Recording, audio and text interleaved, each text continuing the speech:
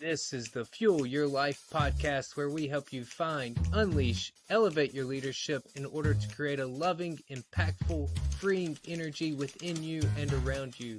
And now for your hosts, John Troutman and Charles Draper. Here we are. Welcome back to the Fuel Your Life podcast. I am John Troutman alongside my good friend and co-host Charles Draper. How are you doing? I'm good. How are you? Good. I almost said good morning, but we are not recording in the morning. My voice might be a lot more lively because it is the afternoon and not 5:30 in the morning. So, but hey, we want to start off by just giving you a little update. So after the first 12 episodes that we've recorded, and we've had a lot of fun doing it, we've been wrestling with, well, do we want to continue this? Do we want to invest our time in going forward? And we do. We find that these conversations are, honestly, they're very beneficial for us to really be the men we want to be, the followers of Christ that we desire to be, the leaders that we desire to be. We found them so beneficial that we want to continue them for our own sake. But one thing we want to start doing is being a little more, I don't know if I'd say scripted, but planned. A little more planned in that we want to actually go through some series or know what we're talking about as we're getting in the episode and not just fly by the seat of our pants. I will say some of our conversations have been okay for flying by the seat of our pants. I would even say pretty good. But hopefully they get even better. So this is the beginning of that. We are starting a series that we're titling Build the Family. It's a good title. But here's the whole idea. I'll start with this. I was with a student, and this was probably back in the winter. We were hiking, and we were just talking about life, talking about how things were going. And I looked at him and I said, you know what? As you get older, as you start a family, if you get your family right, you'll get your work right. And the more and more I chewed on that, the more and more I was like, dude, I totally agree with that. If you get your family right, you'll get your work right. I think we often get that backwards. We focus on our work, and we put very limited energy into our family. But I am a big believer. If you get your family right, you'll get your work right. So I'm just curious. You agree or disagree? Well, I do agree that typically we get well, first off, I'll start here. I am excited to start on some of these themes and to be a little bit more planned out. We do enjoy our conversations, and I think we've had some good ones, but just to be a little bit more directed and intentional as we move through this. So jumping into your question that you presented, I do think we typically tend to put work before family, and then we flow through that. And I think as you look at our society and you look at culture as a whole, you see more broken families because of it. I think that's a byproduct of it. Like our culture has said, go get yours, be successful, and all those things, and then the family becomes secondary. So I do agree that that is something that our culture has backwards, and something that you really have to be intentional about. You got to take care of your family, and the whole saying, happy wife, happy life. I think just in general, happy family, that flows into your workspace. Just as in the different roles that I've been in, I can tell whenever people are having struggles at home because it flows into their work, and it impacts that as well. So I definitely think you have something there. I will say that as you say that statement, and I believe you believe this, but I'm not going to put words in your mouth, so you can agree or disagree on this too. But you have to be getting right in a sense, and that's kind of some F3 lingo that we use, talk about the get right. But really, your relationship with the Lord, you need to be working on that. Because if that's not in right relation to where it needs to be, it's going to be hard for you to pour into your family the way that you need to. And that flows to your relationship with the Lord, flows into your relationship with your family, with your wife, flows into your relationship with your kids, that then flows into your work relationship. So I know all those things flow together. There's that other component of that I believe is super important, that you got to be in tune with the Lord and what he has for you, and that flows into everything else. And so I definitely like your statement and your saying there, and I agree with it. But I'll give that other disclaimer. on top of it. Yeah, and of course, I say of course, but if you don't know me, I do agree. Um, and I'm just curious, why do you think when you prioritize your relationship with the Lord, why does that have such a profound impact on the way you interact with your family? Well, because you think about Jesus and you just think about the Bible and you think about Jesus really models for us what a servant is. He is the model servant. He came to this world to die on the cross for our sins. He made the ultimate sacrifice, and he served those. He served the least of these. And time again in the Bible, you see that, and how the first will be last and the last will be first. Take care of the downtrodden, take care of those people. And I think I know that whenever you start looking at your family as a man of my household, and as my wife, looking at our family, like our goal is to serve one another. And so I think that flows through that. And I think just as your relationship with the Lord grows, you learn how to love on people, you learn how to forgive people, you learn all those things that are just embedded in the Word. And you got to know how to do those things. You got to know how to coexist. You got to know how to just do life with people. And the Bible and Jesus shows that. And the more in tune I can be with that as a man in my household, the better I can serve my wife, the better I can serve my kids, and the better I can know how to love them, to forgive them, to do all the things that are embedded there in the Word. And I think once, if His love can flow through me into my family, then it's going to further enrich that relationship. And yeah, I think that's super important. I don't know, John. Yeah. What do you think? What's your thoughts? Well, I love the way you started out of Jesus being the model servant. Um, and I've been chewing on the Sermon on the Mount lately. And really the idea of Jesus's whole theology, if the Sermon on the Mount, I think it's part of Jesus actually, as he starts his ministry, kind of laying out, this is where I stand, this is who I am, this is the theology that I'm giving you. And that was a relatively common practice. So that's why I think that for a rabbi in that culture. And so if he's doing that, the Beatitudes, so that's the first, blessed are those who are poor in spirit, blessed are those who mourn, blessed are those, all those blessed there. When I look at the Beatitudes, I've always heard them in the sense of this is who we should strive to be. We should be these people who are blessed. So we should be the poor in spirit. We should be those who mourn. We should be the meek. And I struggle with that. The first four specifically, there's 8 of them total. The first 4 I really struggle with because they are not attitudes that we should or we want to take on. And we've kind of spiritualized them. We mourn because of our sin. And I'm not going to say those things are not accurate. But what I think Jesus was saying to get to his heart was this idea that you hinted at. And I'm going to bring this back to the family. But the idea of what Jesus was saying with the first 4 Beatitudes was that we are to see people differently. So the world looks to those who are super successful, and that's who you should model. That's who you should emulate. That's who you should move towards.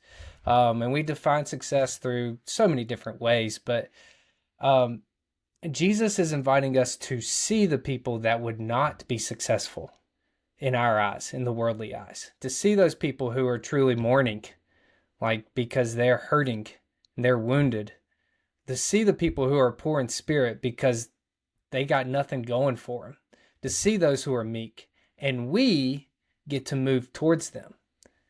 And I think that's the invitation of the second half of the Beatitudes, is who we get to be in the middle between those people and the rest of the world. And I think that's just a fascinating perspective to bring that back to the family of part of why getting your family right helps you get the work right is because your family doesn't really add much to you. Kids are like the worst investment you could possibly make from a financial perspective. Absolutely the worst investment you could ever make. I mean, you talk about negative, significantly negative. You're not getting much from your kids. Yeah, it's the biggest joy you'll have in your life. It's also just from a personal like confidence level, having a family, being married, and having kids. You talk about people who can beat you down at the simplest thing. Your kids are like a direct reflection of every flaw you'll ever have in your life, in your character. I mean, and it's the reality is that's not true, but that's how you feel. Like you feel like they're a direct reflection of that. Your wife is going to be the person who's closest to you and has the biggest ability to build you up or tear you down. And for women, it's the opposite. The men are the same way. Like we can build you up or we can tear you down, and we can do it in a heartbeat, because those perspectives matter so much more than anyone else. I mean, it's the same with your parents. The home really matters for who you are. And so I say all that for the whole point being you're not doing this for any selfish gain, to be honest with you. And if you are, it's going to be pretty ugly pretty quickly. You'll find that out. The beauty of having a family, and the thing that doesn't make any sense from a worldly perspective of having a family, is you're not doing it for your gain. You know, you might could argue that when you get old, your kids will take care of you, but that's becoming less and less likely. So you're just not doing it for your own gain. No, that's good. I mean, just the I think of the first Evelyn whenever she was first born. And anybody that has a child, I think when that first child comes into this world, I just remember an overwhelming feeling of responsibility, gratitude, uh, like what do I do next kind of deal, like because there's no manual or handbook that you're given at that moment.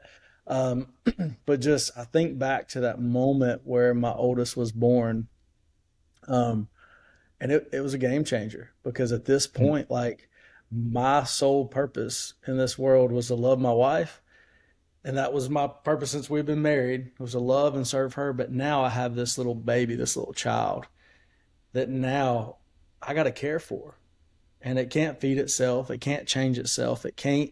Um, I have to protect it from the world. I got to protect it from anything that might danger it. Um, and just how in an instant it all changed, and how it's continued with each kid. That responsibility grows more and more. So no, I mean it is a huge responsibility, but it's a blessing, and it changes things because now I'm here to serve. Um, Mm-hmm. and For me, that was powerful for me, and I still remember that moment that Evelyn was born, and pretty powerful. Yeah, my cousin actually, he had kids a little bit before we did, and I remember him telling me like, dude, when your first kid comes, you talk about one of those moments where your life changes instantly, and you're looking at this helpless little being, and you're sitting there like, dude, I would die for you right now.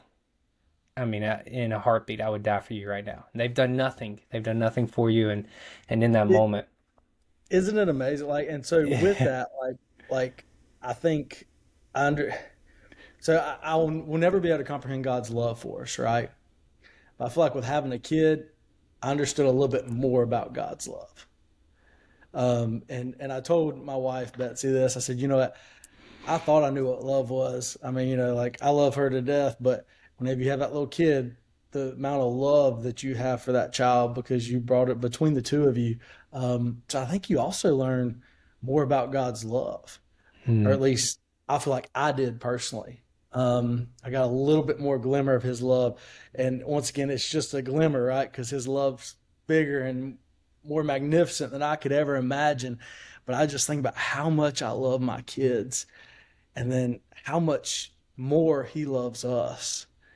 And he brought his son to this earth, and how much he must have loved his son, like just loved us through his son. So just I don't know. I start talking about love whenever I start talking about my kids being born, and man, like it gets me fired up because that's just a small taste of what the kind of love. It's just a glimpse. It's a piece of glitter compared to the amount of love that God has for us that I'll never be able to understand until I stand before Him and on the day of glory. Whenever I stand before His throne, I don't know. I just that just baffles me. And just a side note.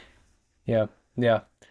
That's I mean, it's so true, and I just feel like that's just the way God works. He gives us small glimpses into His heart through usually through different types of relationships, roles, and just interacting with the reality of life. So that's good stuff. So So, your question was the why behind focusing on our family, right? yep, yeah. So so we've talked about a couple pieces here. What else would you add to that, John? What other whys behind focusing on our family? You said more before work, but just focus on our family in general. Yeah, one of the big pieces of focusing on your family. So, as someone who leads an organization, I can put on somewhat of a facade of when I show up, I can show up a certain way. Now, usually you're leading an organization, you're spending a lot of time with people that you're leading, but I can show up a certain way and put on this facade. I can, and I can hide behind that. One of the beauties of if you get your family right, you'll get your work right. Is there's no facade with a family. You're talking about being with somebody at your worst and being with somebody at your best. You get both of those with your family. I give an example of yesterday. I we moved our youngest, who's now 5 months, almost 6 months now. We moved him out of the bedroom. Finally, I've been telling Amber. No, I haven't been telling her. I've been very patient, but I'm ready to move him out. Um, and so we're finally moving him out of our bedroom. And so she moved him out. She had to feed him. This was like 11 o'clock. And I went in there just because he wasn't settled down. So I was just going to stay in there, make sure he heard somebody's voice and knew he wasn't alone. But he was going to stay in the bed that he's in. So for 3 hours, 3 hours that baby cried.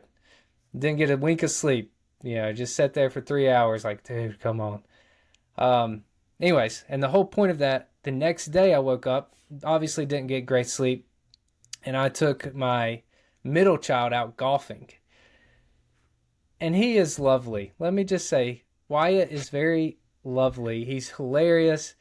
But dude, that kid can talk, and you don't know what he's talking about. He just goes all over the place. Like something will pop in his mind, and he'll just talk about it that you have no idea where it came from. And I was exhausted by the end of golfing with him. And I was short. Like this was such a fun opportunity to be with him, and I was getting short with him. I was just like, Wyatt, we have one more hole of golf. That's all we can do. We can't do one more. Nope, that's it. We only get to play 9 holes. That's all we paid for. But he has no comprehension of that. And But why? yeah, exactly. And so just getting shorter and shorter and shorter. And it just goes to the point of he experiences who I truly am because he gets to see me at my best and he gets to see me at my worst. Whereas other time, like you can kind of put on a facade and show up in maybe not your best, but better than usual. Even if things are going rough, you can show up in a little bit better than usual and kind of put that behind you. In your family, you can't do that. And so it's a direct reflection on who you truly are.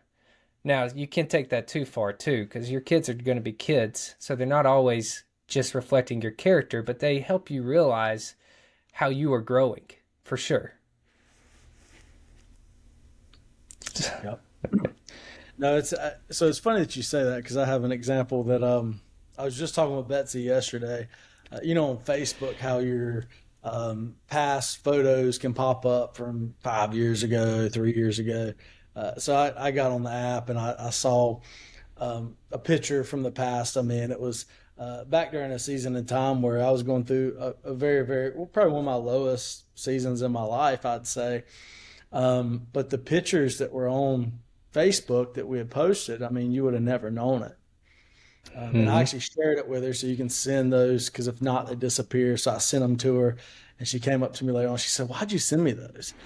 I said, "Because I wanted those to be saved in our message inbox back and forth." I said, "Because do you remember where I was during that season?" And she said, "Yeah, I do." I said, "I was at my lowest." I said, "But looking at those pictures, you'd never know it."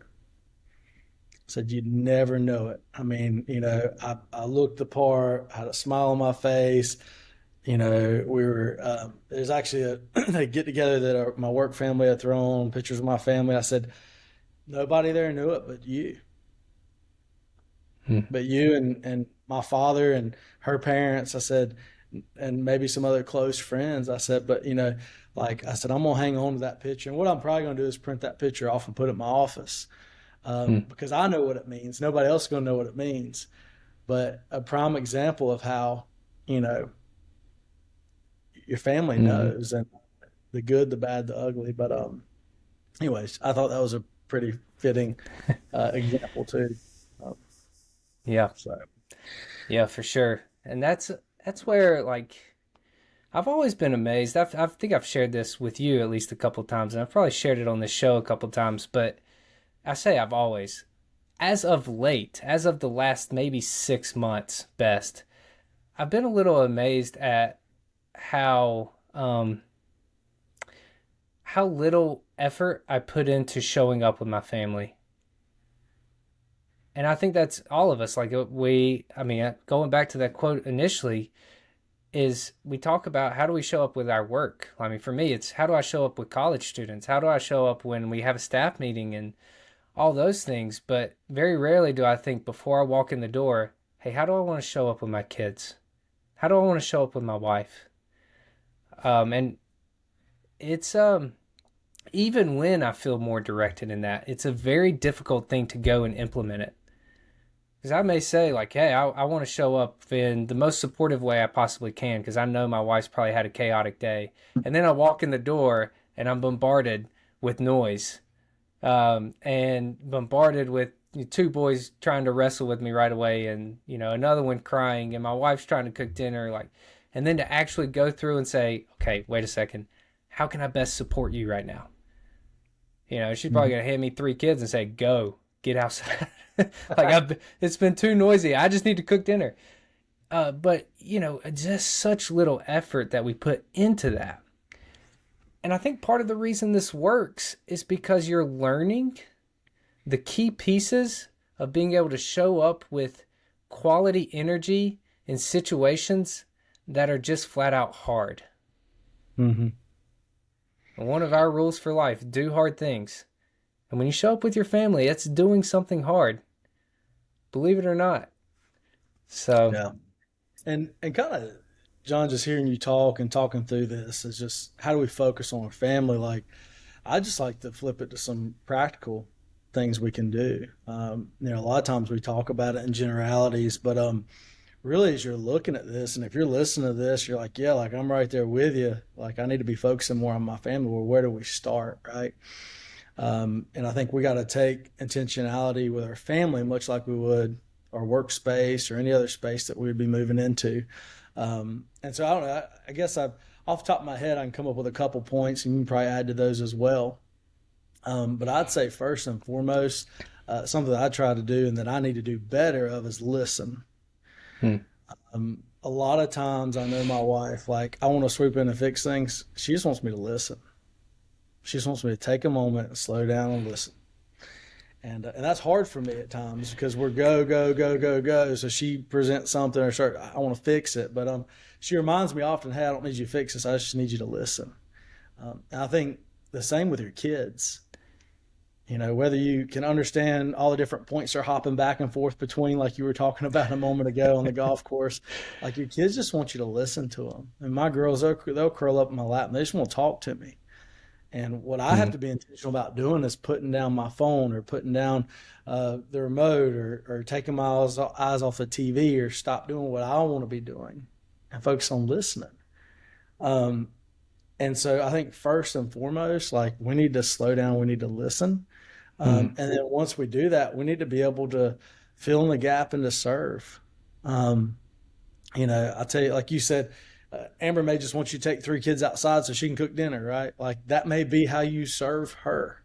Um, but then to ask her, like, ask your wife, like, hey, how can I serve you better? You know, what can I do to better serve you? Have that dialogue with her. I might try to find it here as we're talking, but I was just reading an article today that had some great questions that you can mm, sit down and talk with your wife about. And normally I don't get too into those, but I read this and it's 10 questions. I got it right here. Let me find it. 10 questions worth asking your wife. Um, Number one, what needs do you have that I'm currently not meeting? What are three things you want for your life moving forward? How do I help you get there?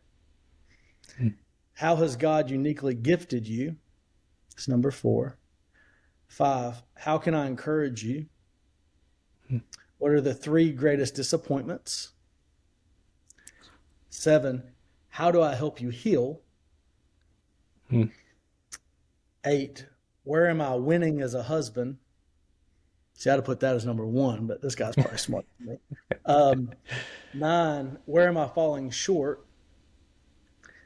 And then it says, wrap up your questions by asking your wife, what's one thing I haven't asked you that you wish I would?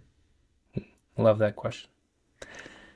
Yeah. And anyway, so I think listening, I think asking, how can I help you? And looking for teachable moments with your kids.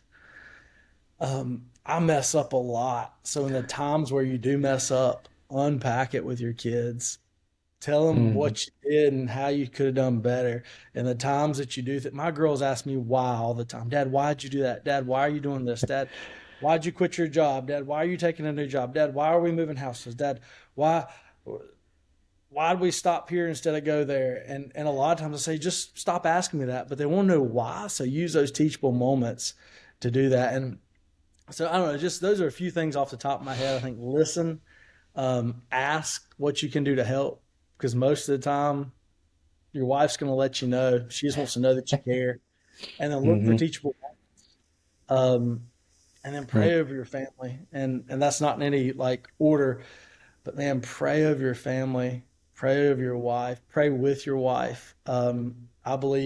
I believe the devil don't want husbands and wives to pray together because every time I go to think about praying for my wife, I don't at times because there's power there. But pray with your mm, wife, pray mm. with your family, and model that, and it'll become the norm.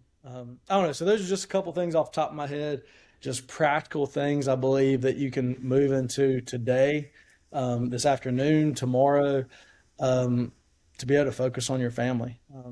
I don't know your thoughts. You got any? I mean, I'm sure you have some to add or not, but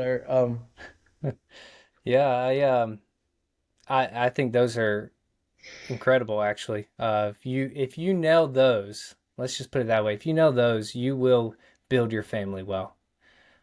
For sure. And it's amazing to me how I say this all the time. Life really is pretty simple. Incredibly difficult, but it's pretty simple. What gets complex is us. We are the only things that make it complex. Life really is simple. Show up to the people around you.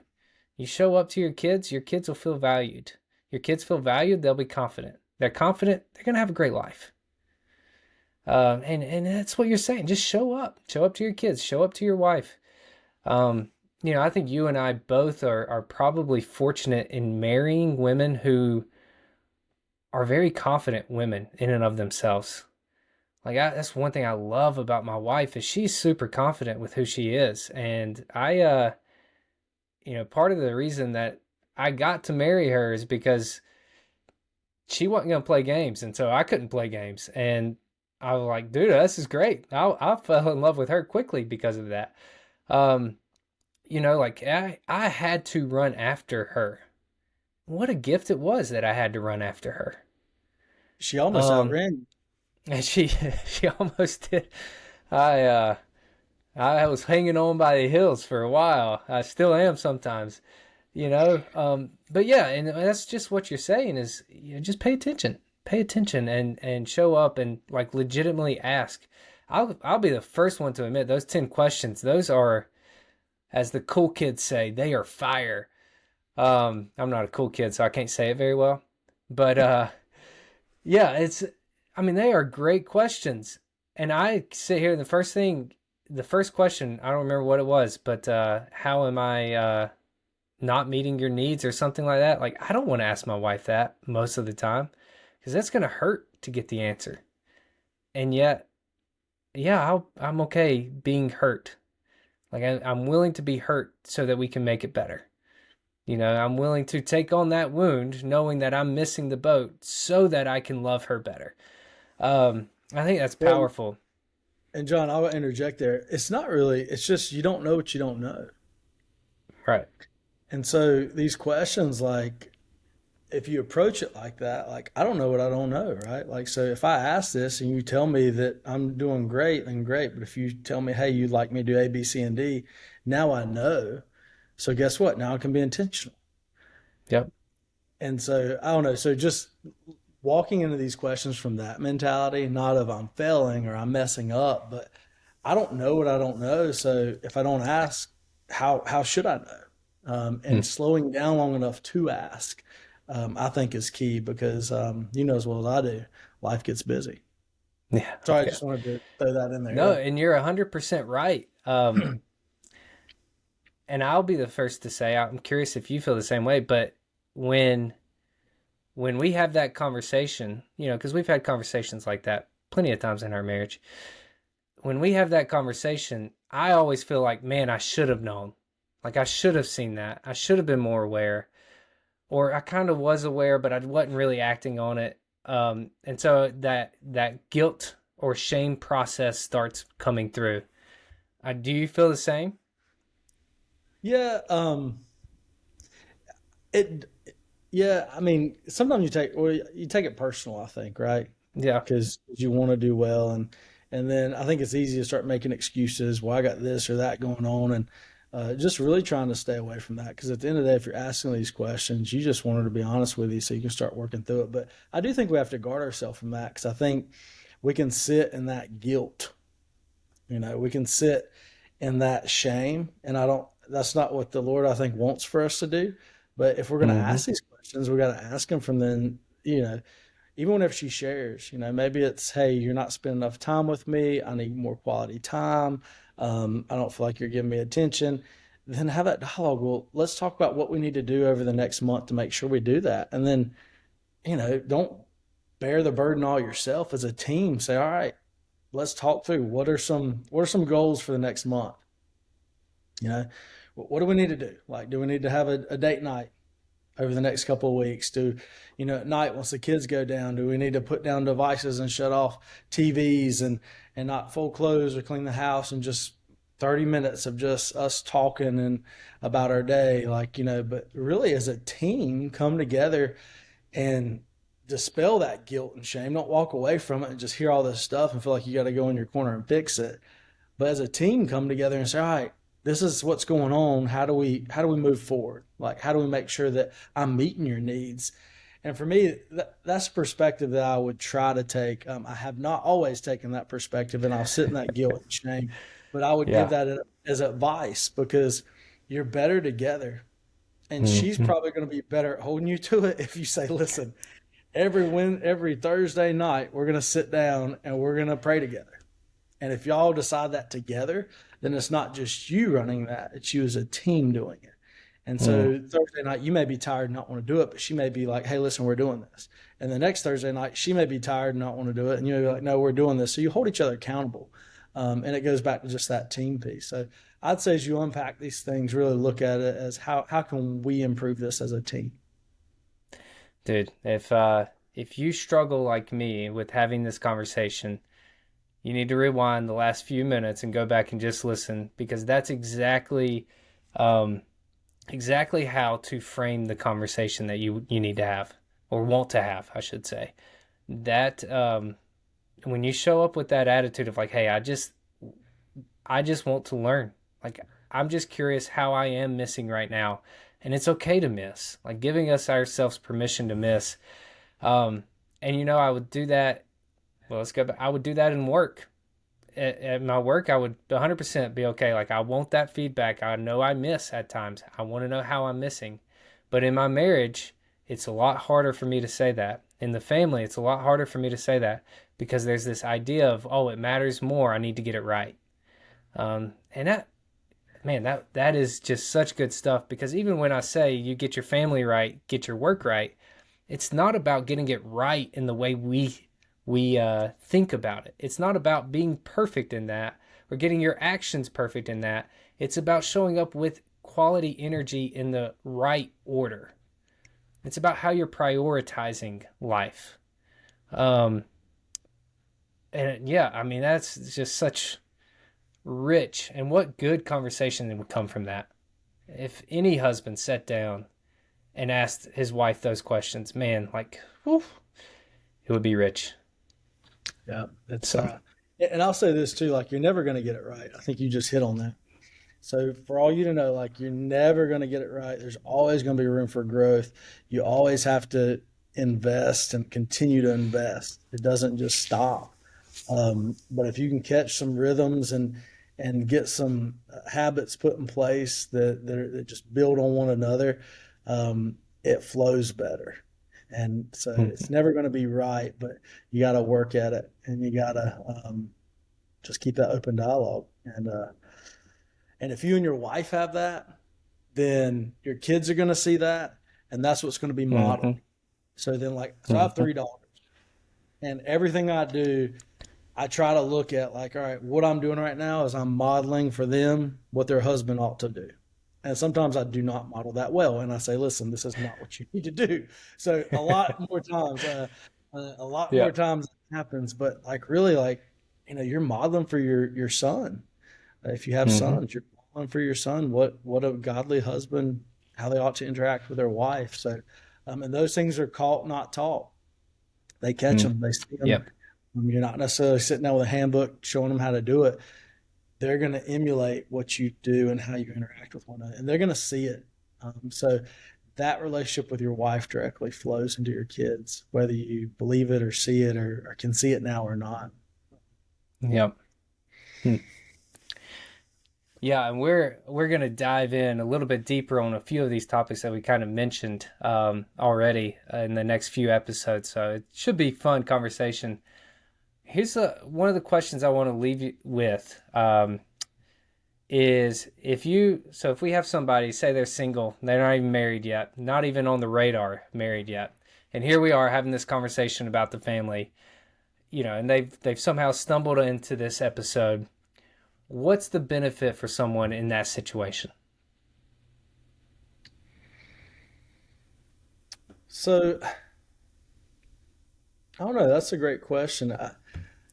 I would say, down the road, like you may be in college, you may be right out of high school, you may be already in your career and just not found that perfect somebody, and you may never get married. I don't know, but I think in order to serve others, you got to know how to do these things. So you know, you're serving someone. You're called in the ministry to serve someone right now, and whether it's your family or whether it's a ministry of sorts that you have, you got to do these things in order to thrive within any relationship. So I don't know. I think you can use this in any relationship, but then if you're seeking a wife or that's something you're praying over, start praying over these things now. That would be, I guess, my biggest takeaway just off the cuff, but that's a good question. Yeah. Yeah, I would even say maybe to go a step further. I don't know if further is the right word there, but to say something different um, is these are practices that we talk about doing them in the home. But the reality is, whatever season of life, it's the people closest to you that have the most power over you. I don't like to say over, but the reality is, if someone is close to you, when they give you words of encouragement, they're going to matter more. When they give you words of criticism, they're going to matter more. And so my encouragement, the reason I bring that up is when you develop habits around relationships like this, we're talking about building the family, but it includes building friendships. It includes building close relationships. Um, if you want to have quality relationships, this whole conversation will work into that. It may take a little bit of a different perspective. You're not going to be with friends 24/7 unless you're in college, and sometimes you are. But it's learning to have the quality of relationship that can give you the freedom to not only be yourself, but to love who you are and love the people around you for who they are. That's what building the family is about. Um, and so this is just as beneficial if you're willing to sit through this conversation. It would just be unbelievably beneficial toward building relationships, period.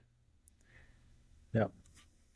Yeah, So, that was a better response than what I gave. So listen to his response again, and no, that's good. That's spot on, man. That's good stuff. yeah, well, I'm excited to dive into some of the other topics we have. So stay tuned. Be coming soon. We'll try and be putting them out weekly throughout the summer. So we look forward to diving into building the family together. Thank you for tuning in. If you haven't done it, subscribe, like, whatever, depending on where you are. But man, it helps us out. Leave a review if you're on Spotify or YouTube. It really helps us out. So we appreciate you tuning in, and we'll talk to you later. Sounds good. Thanks, guys.